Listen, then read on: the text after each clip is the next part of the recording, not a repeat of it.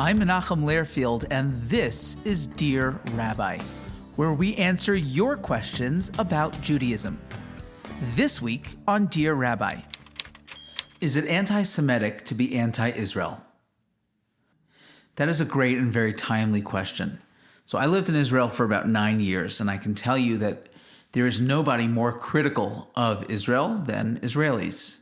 Well, maybe the UN, but aside from the UN, there's nobody more critical of Israel than Israelis. There's nothing anti-Semitic about being against a specific aspect of the Israeli government or policy that they have. But with that said, there is a very fine line.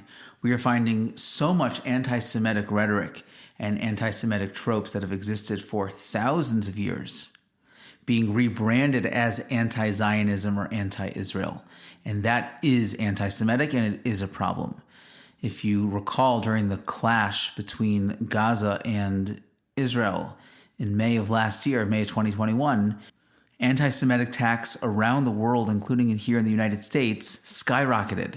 There was a direct correlation between anti-Israel rhetoric and anti-Semitic attacks. People were being beaten up on the streets of the United States that had no connection to Israel or anything specifically in the Middle East. So there is definitely a correlation between the two, and it's very important to understand, am I criticizing the policy of a democratic country, or am I trying to delegitimize Israel's right to exist?